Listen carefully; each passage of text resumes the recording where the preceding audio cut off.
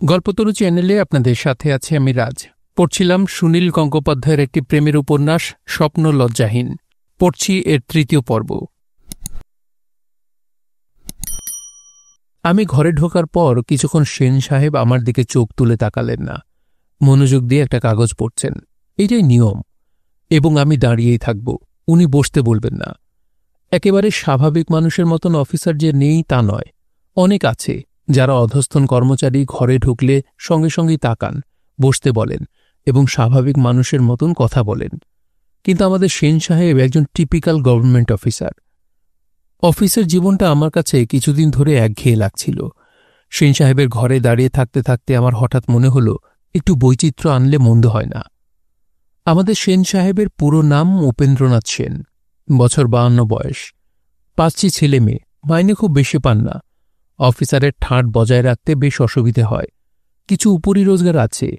আমি যদি এই অফিসে কাজ না করতাম, যদি ট্রেনের কামরায় কিংবা ট্রামে বসে ওর সঙ্গে আমার দেখা হতো, আমি কি ওকে খুব বেশি গ্রাহ্য করতাম? আমি বললাম, উপেনবাবু, আপনি ডেকেছিলেন আমায়? সেন সাহেব রীতিমতো অবাক হয়ে তাকালেন। এখনও স্যার বলে ডাকাই রেওয়াজ, সাহেবী আমল থেকে এটাই চলে আসছে। সেন সাহেব শুধু অবাক হলেন, আর কিছু না। আজকাল বড় ইউনিয়নের উপদ্রব, রাগটাগ দেখালে পরে পস্তাতে হয়। ইনসাবঅর্ডিনেশন, ইনডিসিপ্লিন, এসব কথা কেউ গ্রাহ্য করে না। সেন সাহেব বললেন, স্টেট ট্রেডিং কর্পোরেশনের কেসটা তো আপনি করছেন, একবার ওদের অফিসে যেতে হবে, আজ বা কাল গেলেও হয়। কেন বলুন তো? কয়েকটা ওষুধের ইম্পোর্ট লাইসেন্সের ব্যাপারে। একটু পার্সোনালি না গেলে? বসুন নয় চেয়ারটায়। আমি চেয়ারে না বসে ম্লান গলায় বললাম, আমার না গেলে হয় না? কেন, আপনার কোনো অসুবিধা আছে? হ্যাঁ, অসুবিধা আছে। ওখানকার ম্যাড্রাসি অফিসারের সঙ্গে ইংরেজিতে কথা বলতে হয়। সেন সাহেব হেসে ফেললেন। আগেকার দিন হলে রাগ করতেন। অফিসের ডিসিপ্লিন রাখতে গেলে সবসময় রেগে থাকতে হয়। আজকাল ডিসিপ্লিনও নেই, সাহেবদের সেই মেজাজও নেই।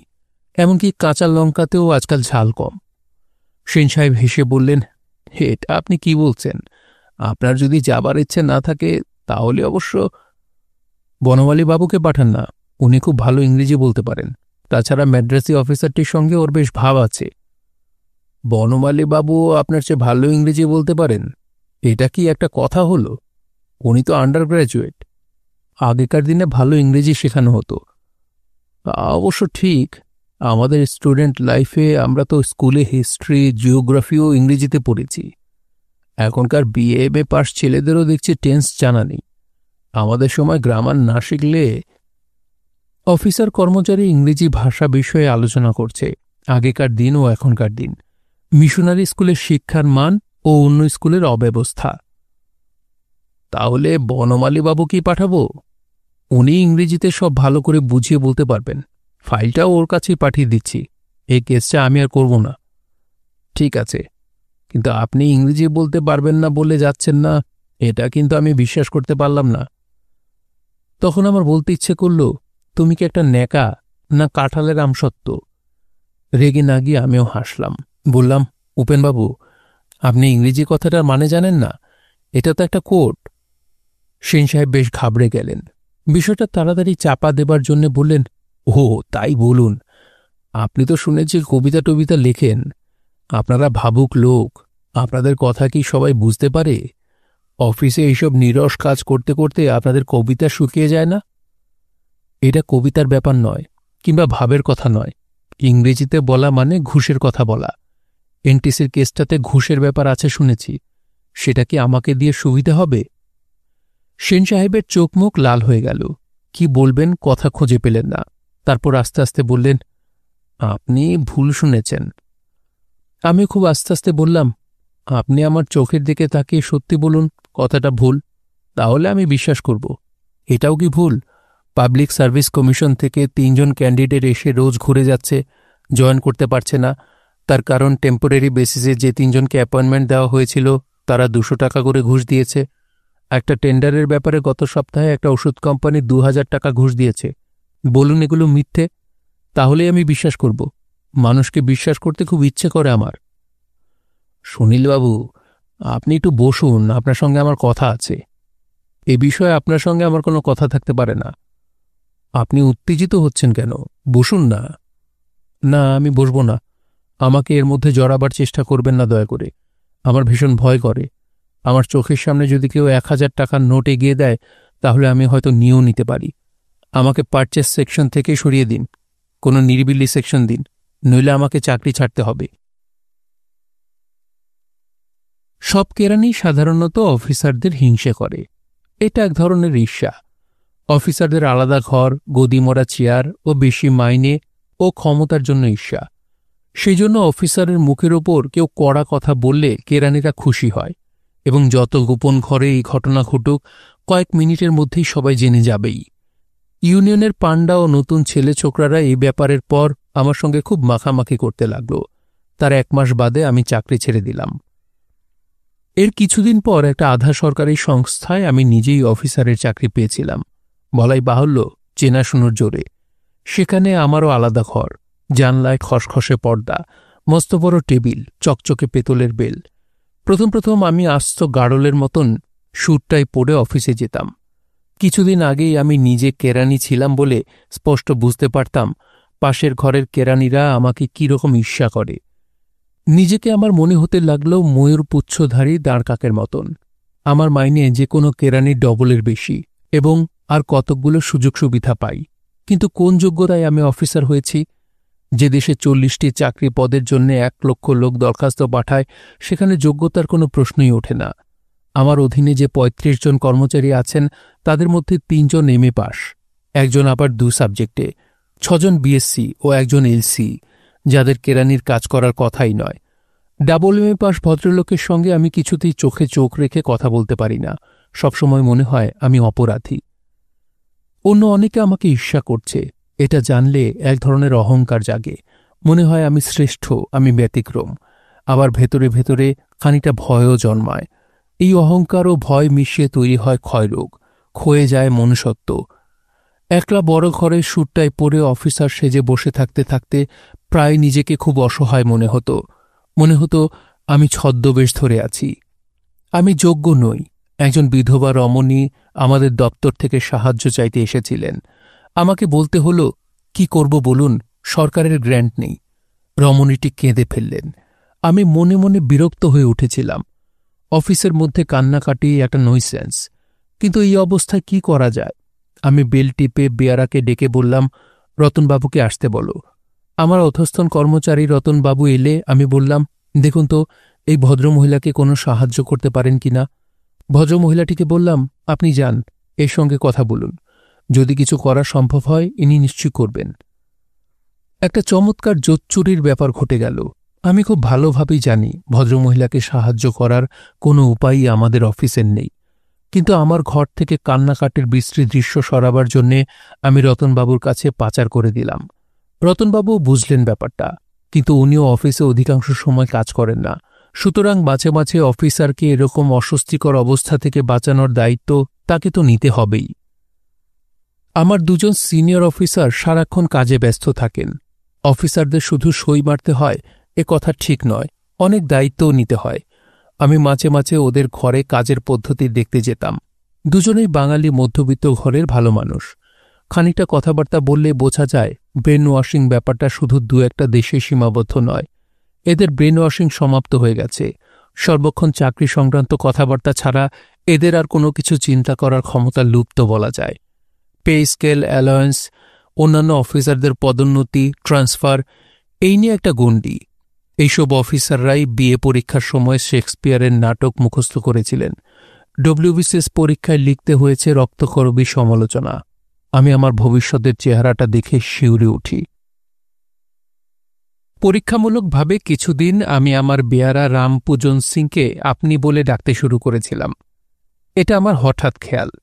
বিহারের ছাপড়া জেলার এক গ্রাম থেকে এসেছে রামপূজন। তার বয়স 70-এরও কম নয়। লোককে বলে 52। বহুকাল থেকে সে বেয়ারার পদে চাকরি করছে।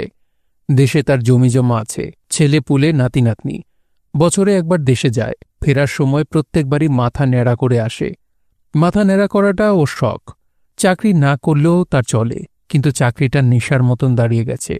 বস্তুত রামপূজন বিহারের একজন মোটামুটি সম্পূর্ণ গৃহস্থ এবং বয়স্ক ব্যক্তি, আমার অধীনে সে বেয়ারার চাকরি করে বলেই তাকে তুমি বলে ডাকার অধিকার কি আমার আছে? বিহারের ছাপড়া জেলায় যদি কখনো বেড়াতে যাই, সেখানে রামপূজনের মতন লোকের সঙ্গে দেখা হলে, এমনকি রামপূজনের বড় ছেলের সঙ্গে দেখা হলেও আপনি বলেই সম্বোধন করব। তাহলে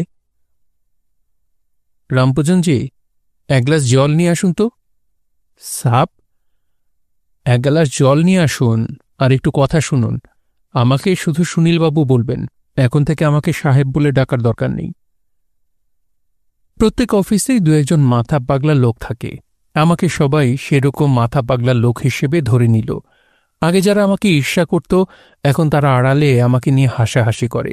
আমার সিনিয়র অফিসার রায়চৌধুরী আমাকে ডেকে একদিন হাসতে হাসতে জিজ্ঞেস করলেন, আপনি নাকি বেয়ারা দারোয়ানদের আপনি বলে কথা বলতে শুরু করেছেন? রোজ ওদের পায়ের ধুলোও নেন নাকি? আমি চুপ করে রইলাম।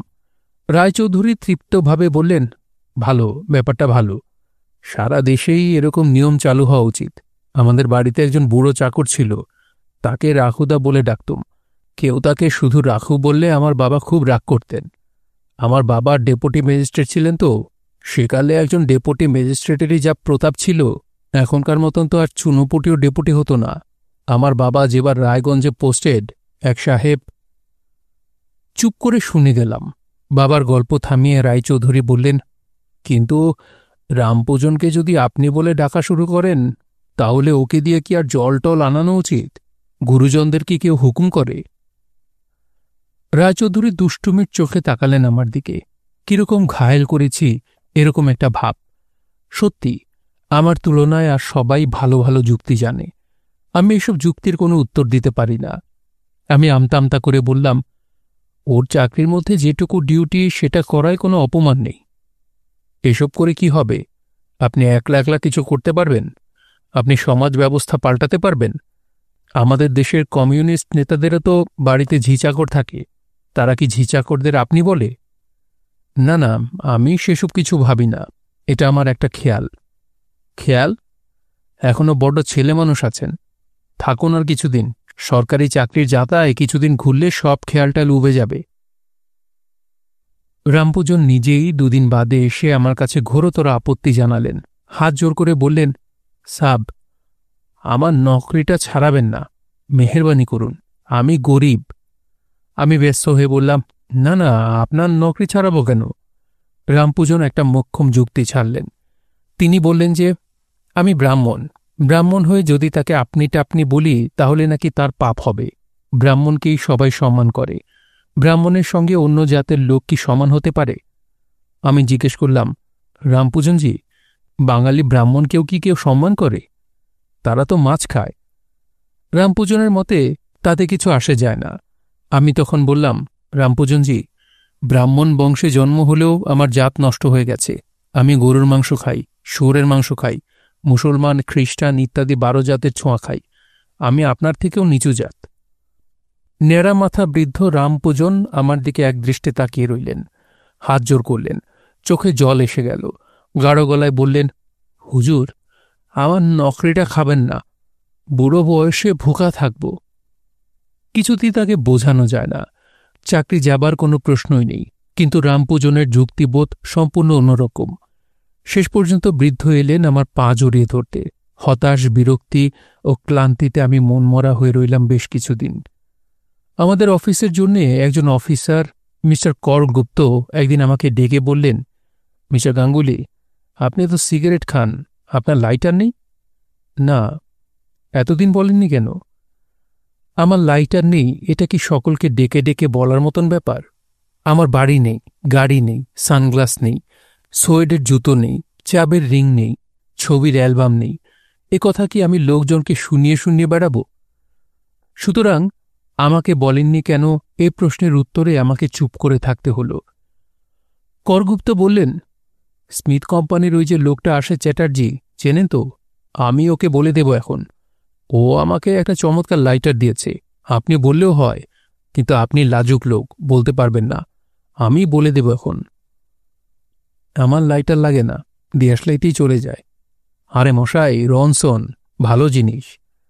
চ্যাটার্জি কোথা থেকে দেবে? ও কোথা থেকে পায় যেন? চৌধুরীকেও তো দিয়েছে। রনসন কোম্পানির লাইটার স্মিথ কোম্পানির লোক কোথা থেকে আর পাবে? দোকান থেকে কিনবে, একথা শিশুও বোঝে, কিন্তু অফিসার হলে এসব বুঝতে নেই। যদি আমার বন্ধু দীপক বা ভাস্করের পাল্লায় পড়ত, এক্ষুনি কড়া কড়া কথা শুনিয়ে দিত, কিন্তু আমি মুখের ওপর লোককে অপমান করতে পারি না। খানিকটা বেচারার ভাব দেখিয়ে বললাম, আমি জানেন, পকেটে কোনো ভারী জিনিস রাখতে ভালোবাসি না। আমার পকেটে নোটবুক থাকে না, এমনকি পাসও না। লাইটার ওই জন্যই রাখি না, নইলে একটা কি আর কিনতে পারতাম না এতদিনে। মিস্টার করগুপ্ত বিস্মিতভাবে বললেন, পকেটে পার্সও রাখেন না? সব টাকা ব্যাংকে? খুব জমাচ্ছেন, বিয়েটা তো করেননি এখনো। কি কথার কি উত্তর? পার্স ছাড়া শুধু পকেটে বুঝি টাকা পয়সা রাখা যায় না? আমি যে খুব একটা সাধু পুরুষ, আমি ঘুষ নেই না, পার্টির কাছ থেকে উপহার নেই না, বেয়ারাকে আপনি বলে ডেকে মহত্ব দেখাই, এসব কিন্তু বোঝাতে চাইছি না। এতক্ষণ কি সেরকম মনে হচ্ছিল? আসলে অফিসের একঘেয়েমি কাটাবার জন্যে আমি নানা রকম উপায় খুঁজতাম, এবং ঘুষ নেবার কোনো প্রলোভন হলেই ভয় হতো আমার। নিজের ওপরেই আমার বিশ্বাস নেই, টাকা পয়সার লোভ সামলানো সহজ নয়, কিন্তু আমি জানতাম একবার যদি আমি আমার এই হাত ঘুষ নিয়ে নোংরা করি, তাহলে সেই হাতে আর কোনোদিন আমি মনীষাকে ছুঁতে পারব না। আমার ওই ওষ্ঠ মনীষার নাম উচ্চারণ করে, ওই ওষ্ঠে আর কোনোদিন মিথ্যে কথা বলা মানায় না। ভালোবাসার জন্য নিজেকে প্রস্তুত করে নিতে হয়। পট করে বললুম, আমি একটা মেয়েকে ভালোবাসি। অমনি কি আর আমি তার ভালোবাসার যোগ্য হয়ে উঠতে পারি?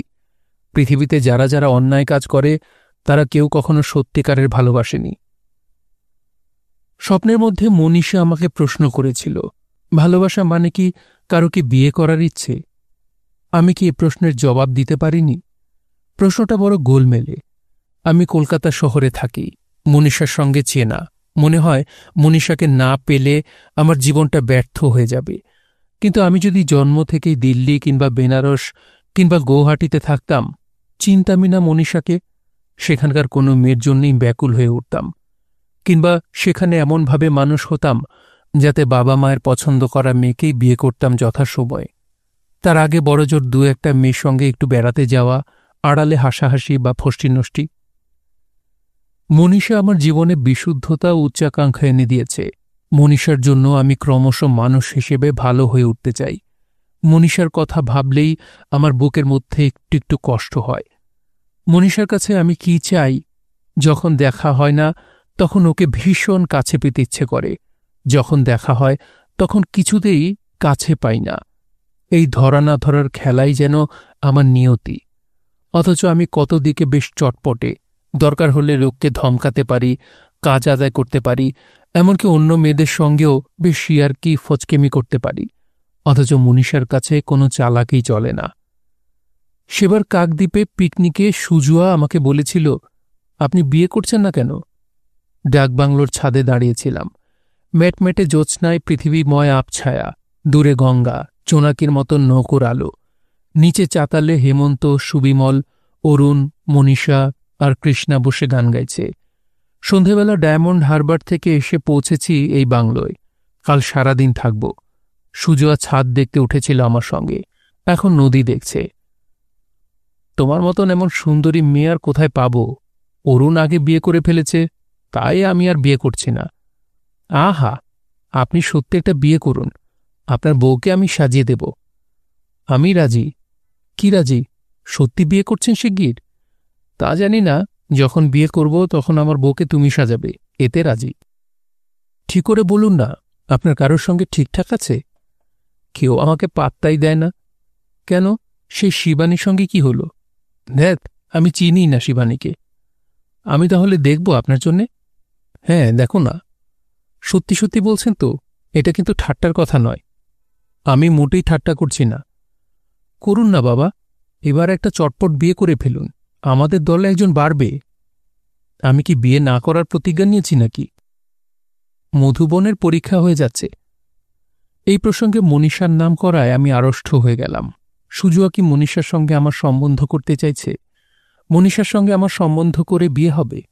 ব্যাপারটা এতই অস্বস্তিকর আমার পক্ষে যে আমি তখনই কথা ঘুরিয়ে নিয়ে বললাম, চলো নিচে যাই। অরুণ বোধহয় ভাবছে আমি তার বউকে নিয়ে চুপি চুপি। কিছু ভাববে না, শুনুন না। দেশলাই নেই, সিগারেট না খেতে পারলে প্রকৃতির দৃশ্যফিশ্য কিছুই আমার ভালো লাগে না। আপনি একদম সিরিয়াস নন। একটা কথা বলবো, তুমি বিয়ের ঘটকালি করার জন্য ব্যস্ত হয়ে উঠলে নাকি? হেমন্ত, অবিনাশ, এদের জন্য সম্বন্ধ খোঁজো না। এরা আমার চেয়ে কত ভালো পাত্র। আমি ছাদ থেকে চলে আসতে চাইছিলাম তক্ষুনি, কিন্তু সুজো আমার হাত চেপে ধরল। বলল, এই আপনি পালাচ্ছেন কেন? দাঁড়ান, আপনার সঙ্গে আমার জরুরি কথা আছে। আমি মিটমিটি হেসে চোখ পাকিয়ে বললাম, এই ওরকমভাবে আমার হাত চেপে ধরলে আমি কিন্তু সত্যি সত্যি তোমার সঙ্গে প্রেম করে ফেলব বলে দিচ্ছি। পরদিন সকালবেলা গেছি গঙ্গার ধারে। জলের কাছে যাবার উপায় নেই, এত কাদা। উঁচু পাড় থেকে জলের কিনারা পর্যন্ত ২৫-৩০ গজ কাদায় থকথক করছে। মনীষা তার মধ্যে দিয়ে যাবে। গঙ্গার পাড়ে এসে গঙ্গার জল ছোবে না? ধ্যাত, তার কোনো মানে হয়?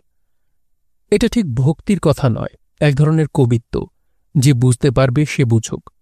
অরুণ বলল, এই মধুবন, যাসনি, বিচ্ছিরি কাদা, পড়ে যাবি। অরুণ ওর বোনকে ঠিক শাসন করতে কিংবা নিষেধ করতে পারে না, কেউই পারে না। অরুণ শুধু উৎকণ্ঠা প্রকাশ করছিল, যদিও জানত মনীষা যাবেই। তোমরা কেউ তাহলে এসো আমার সঙ্গে।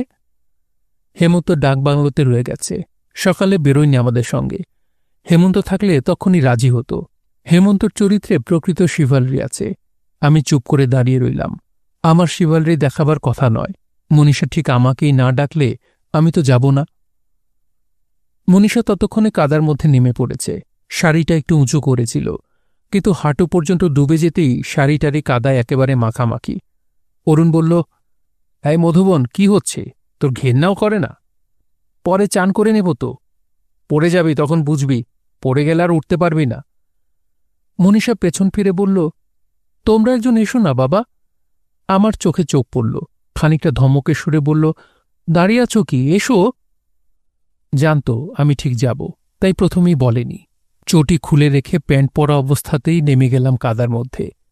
অরুণ আর সুবিমল হাসতে লাগলো আমাকে দেখে। এক একটা পা কাদার মধ্যে এমন গেঁথে যাচ্ছে যে টেনে তুলবার সময় ব্যালেন্স থাকে না। মনীষার কাছে গিয়ে ওর পিঠে সামান্য ধাক্কা দিয়ে বললাম, ফেলে দিই।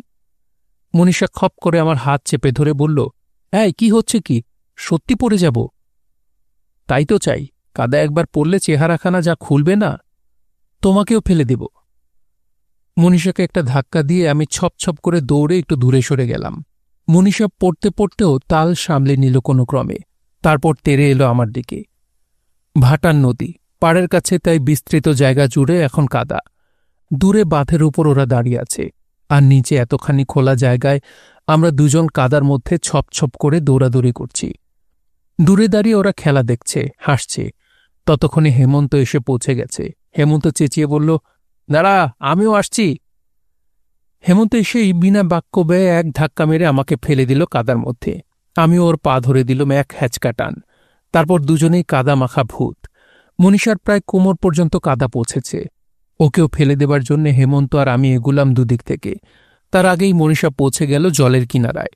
ঝাঁপিয়ে পড়ল দুদিক থেকে হেমন্ত আর আমিও।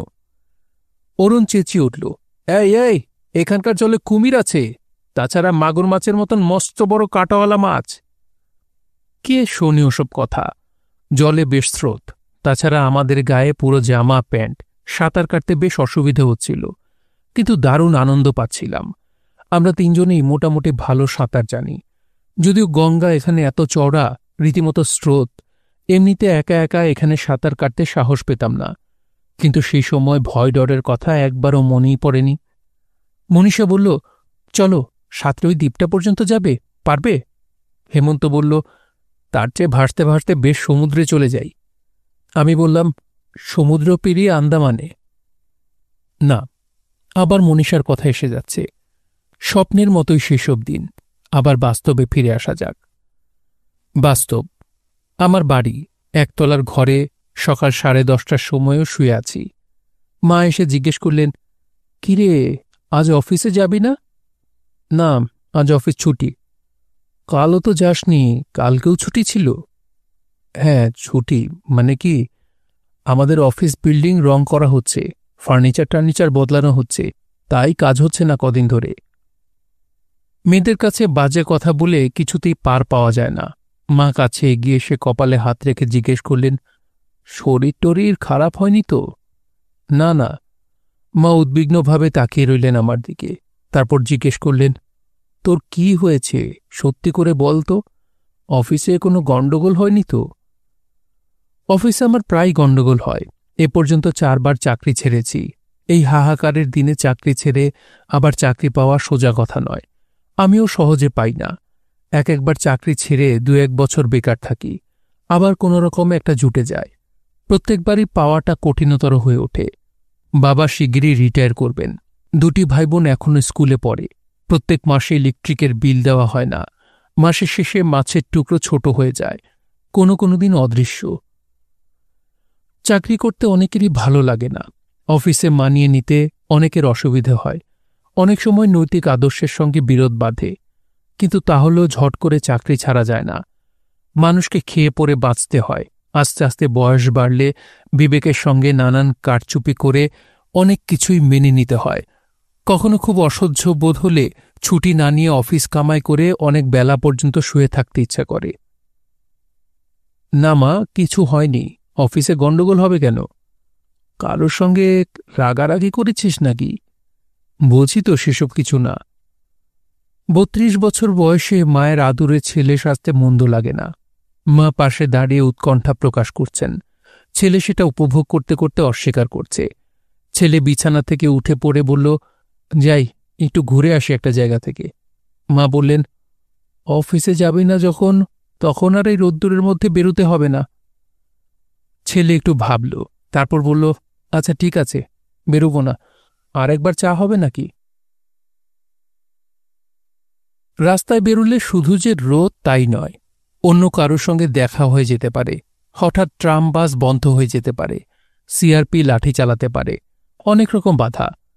যেখানে যাবার কথা সেখানে অনেক সময় যাওয়া হয় না। তার বদলে নিজের টেবিলে থুতনিতে হাত দিয়ে একদৃষ্টে চেয়ে বসে থাকলে অনেক কাজ হয়। মন মথুরায় চলে যায়, কিংবা মনীষার বাড়ির আশেপাশে।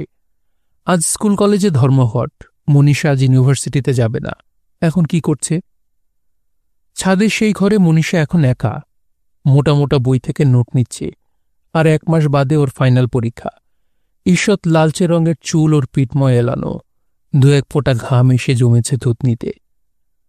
মনীষা, তোমাকে খুব ডিস্টার্ব করতে ইচ্ছে করছে। পরীক্ষার আগে এত বেশি পড়াশোনা করা ভালো নয়। মাঝে মাঝে গল্প টল্প করে মাথা হালকা করে নিতে হয়। যা, এখন নয়, অনেক পড়া বাকি। আমার যা ভয় করছে, কোর্সের অনেক কিছুই পড়ানো হয়নি ক্লাসে। এমএসসি পরীক্ষার আগে কোনোদিনই কোর্স কমপ্লিট করা হয় না। আমার পরীক্ষার আগে তুমি আমাকে ডিস্টার্ব করেছিলে, মনে নেই? আমি? আমি আবার কখন ডিস্টার্ব করলাম? নিশ্চয়ই ডিস্টার্ব করেছ। এখন মনে পড়ছে না বুঝি? কি মিথ্যুক তুমি! আমি মোটেই তোমাকে... আমার পরীক্ষার ঠিক 11 দিন আগে তোমরা কেন দীঘায় বেড়াতে গেলে? তুমি তো যাওনি আমাদের সঙ্গে। যাইনি বলেই তো বেশি ব্যাঘাত হয়েছে আমার পড়াশোনার। তোমরা দীঘায় গিয়ে মজা করবে, আর আমি ঘরে বসে বসে মুখ বুজে পড়তে পারি? বই খুললেই আমার চোখে ভেসে উঠত তোমরা দীঘার সমুদ্র পাড়ে দৌড়াদৌড়ি করছ। হাওয়ায় তোমার শাড়ি উঠছে, তুমি হাসতে হাসতে পা দিয়ে বালি ওড়াচ্ছ। আমি এদিকে ঘরের মধ্যে একা। আমি রাত্রির বেলা পড়তে বসলেই তুমি এসে আমার বই খাতা উল্টে দিতে। নইলে আমিও ছাত্র খুব খারাপ ছিলাম না, আমিও ফার্স্ট ক্লাস পেতে পারতাম। আমি রাত্রির বেলা তোমাদের বাড়িতে যেতাম, অত দূরে। আসতে না। আমার চোখের দিকে তাকাও, তাকিয়ে বলো তো। এই তো তাকিয়েছি চোখের দিকে। সত্যি যেতাম? আমি তো জানি না, আমি অনেক কিছুই বুঝতে পারি না। মনীষা, তুমি এই যে হাঁটুতে থুতনি ঠেকিয়ে বসে আছো, চুলগুলো উঠছে, চোখে একটু অবাক ভাব, পায়ের কাছে দেখা যাচ্ছে সায়ার লেস, আঙুলে কালির দাগ। এই দৃশ্যটা অমর হয়ে থাক। আমাদের বয়স বাড়বে, বুড়ো হব, একদিন মরব। তুমি, আমি, কেউই আর এই পৃথিবীতে থাকব না। নতুন মানুষ আসবে নতুন সমাজে, কিন্তু সেদিন তোমার এই বসে থাকার দৃশ্যটা পুরনো হবে না।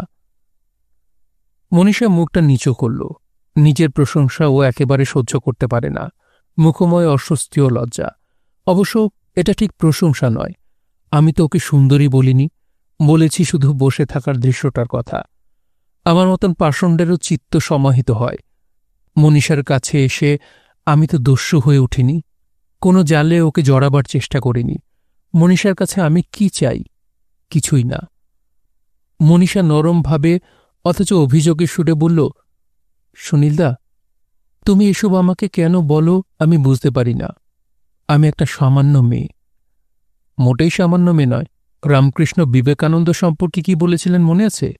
বলেছিলেন ও জানে না ও কে। তোমার সম্পর্কেও আমি তাই বলতে চাই। তুমি জানো না তুমি কে।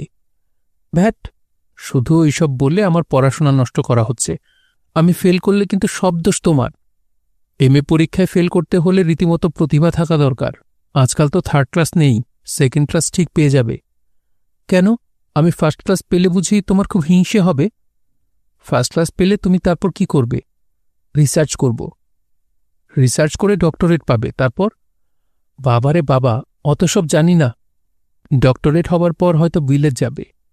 না, আমি বিলেত যাব না, আমার ভালো লাগে না। আচ্ছা, না হয় এখানেই কোনো কলেজে পড়াবে, কিংবা তোমার বিয়ে হবে, আস্তে আস্তে একটি দুটি সন্তান। এই, কি হচ্ছে কি? শুনো না, একটি দুটি সন্তান খুব আইডিয়াল হয়। একটি ছেলে আর একটি মেয়ে, সুখের সংসার। প্রথম প্রথম তোমার স্বামী তোমাকে অফিস থেকেও টেলিফোন করবে বারবার। কয়েক বছর পর সে একটু কাজে ব্যস্ত হয়ে পড়বে, অফিস থেকে বাড়ি ফিরতে প্রায় দেরি হবে। তবু কিন্তু বিবাহবার্ষিকীতে ঠিক মনে করে দামি সেন্ট কিনে আনবে উপহার হিসেবে। মাঝে মাঝে ঝগড়া হবে, ভাবও হবে। ছেলেমেয়েরা যত বড় হবে ততই তোমার আর তোমার স্বামীর দেখা দেবে অম্বলের অসুখ। ব্লাড প্রেশার বা ডায়াবেটিস হওয়াও অসম্ভব নয়। চুল পাকবে, চামড়া কুঁচকে আসবে তোমার। তারপর যদি সতী লক্ষ্মী হও, সিঁথির সিঁদুর নিয়ে স্বামীর আগেই তুমি যাবে। চিতার আগুনে জ্বলে যাবে তোমার ওই নশ্বর দেহ। কিন্তু সেদিনও তোমার আজকের এই বসে থাকার ভঙ্গিটি, হাঁটুর উপর থুতনি, অবাক অবাক চোখে, এই দৃশ্যটি থেকে যাবে কোথাও না কোথাও। আমি বুড়ো হব, মরব, আর তুমি তখন কোথায় থাকবে? আমি হয়তো তার আগেই মরে যাব। আমাদের ফ্যামিলিতে কেউ দীর্ঘায়ু নয়। বড়জোর 50 বছর পর্যন্ত যদি বাঁচি যথেষ্ট। শোনো, একটা গল্প বলি। কোন এক কবিতায় যেন পড়েছিলাম, এক বিরাট জমিদারের বাড়ির পাশে একটা কুঁড়ে ঘরে একজন গরিব লোক থাকত। সে বলতো, জমিদার বাবুর এই যে বিরাট 7 মহলা বাড়ি, এত বড় বাগান, ঘাট বাঁধানো কমল দিঘি, যার জল মানুষের চোখের মতন কালো, নহবতখানা, সিংহের মূর্তি বসানো দরজা, আমিও এর মালিক।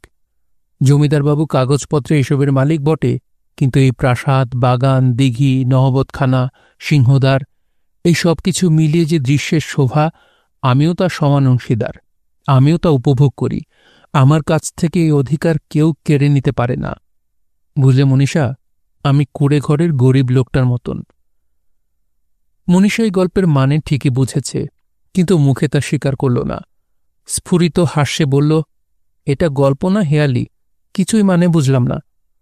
বুঝলে না মনীষা, আমি তোমাকে পেতে চাই না, কিন্তু তুমি আমার। মনীষা একটু কেঁপে উঠল, পূর্ববৎ চোখ নিচু করে বলল, সুনীলদা, তুমি এসব কথা আমাকে বলো না, আমার ভয় করে। তোমার সঙ্গে কত লোকের চেনাশুনো, তুমি অনেক বড়, আমি একটা সামান্য মেয়ে। তুমি কে, তুমি তা জানো না। বাইরের রাস্তায় পরপর 2টো বোমার আওয়াজ হল। চমকে যেতেই হয়। আওয়াজের পর একাগ্রতা থাকে না। অত্যন্ত তন্ময় হয়ে মনীষার কথা ভাবছিলাম। হঠাৎই ব্যাঘাতে আমি প্রায় শারীরিক কষ্ট পেলাম বলা যায়। লেখা বন্ধ করে একটা সিগারেট ধরালাম। কৌতূহল খোঁচা মারতে লাগল ভেতরে। বেলা এখন 11:30। এই সময় বোমার আওয়াজ অন্যদিন শুনিনি। দরজা খুলে বাইরে এলাম। কিছু লোক দৌড়াদৌড়ি করছে, কিছু গাড়ি ইউটার্ন নিয়ে ঘুরে যাচ্ছে দ্রুত। কয়েকটা দোকানের ঝাঁপ বন্ধ হয়ে যাচ্ছে। কোনো লোক আহত হয়নি, কেউ ধরা পড়েনি। বোমা দুটি ফাটার কোনো কারণই বোঝা যাচ্ছে না। পুলিশ ধারে কাছে নেই। লুটতরাজের কোনো উদ্যোগও দেখা যায়নি। একটা অতি সাধারণ ঘটনা, কালকের কাগজে এর কোনো উল্লেখও থাকবে না। দুপুর 11:30টায় বড় রাস্তায় শুধু 2টি বোমা ফেটেছে, এর আবার কোনো গুরুত্ব আছে নাকি? পাশের বাড়ির দরজার সামনে দাঁড়িয়ে আছে চিরঞ্জীব। প্রায় সময় ও ওইখানে দাঁড়িয়ে থাকে। জিজ্ঞেস করলাম, কি চিরঞ্জীব, কি ব্যাপার? চিরঞ্জীব ঘাড় বাঁকিয়ে বলল, কি জানি। কোথায় ফাটল? ওই মোড়ের মাথায়, মুদির দোকানটার সামনে। কারোর তো লাগে টাগেনি মনে হচ্ছে। না, লাগেনি। এসব নিছক কথার কথা। নেহাত চিরঞ্জীবের সঙ্গে চোখাচোখি হল, 2-একটা কথা তো বলতে হবেই।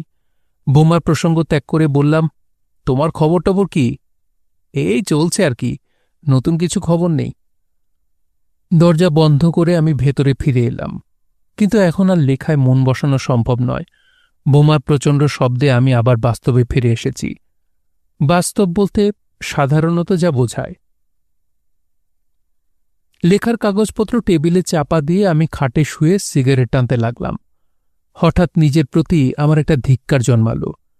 কেন আমি মনীষার কথা লিখছি? এসব ধোঁয়াটে প্রেমের গপ্প লেখার কোনো মানে আছে আজকের দিনে? কিংবা প্রেমও ঠিক নয়, জড়াজড়ি চুমু খাওয়ার কথা নেই, একসঙ্গে বিছানায় শোয়ার ভূমিকা নেই, হৃদয় বিদারক কোনো ঘটনাই নেই। এ আবার প্রেম নাকি? তাছাড়া এসব তো আবার নিছক ব্যক্তিগত ব্যাপার। এ নিয়ে অন্য কি মাথা ব্যথা আছে?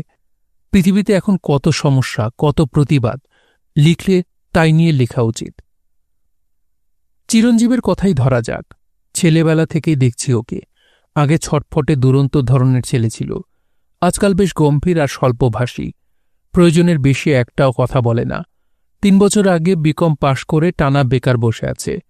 মাঝখানে 3 মাসের জন্য একটা স্কুলে লিভ ভ্যাকেন্সিতে মাস্টারি করেছিল। এছাড়া খাঁটি বেকার। চিরঞ্জীব নিশ্চয়ই মনে মনে আমাকে হিংসে করে। আমি বেকার নই, আমি চাকরি করি। আমি মাঝে মাঝে অফিসে না গিয়ে খাটে শুয়ে বিলাসিতা করতে পারি। আর চিরঞ্জীবের দিনের পর দিন অসহ্য ছুটি।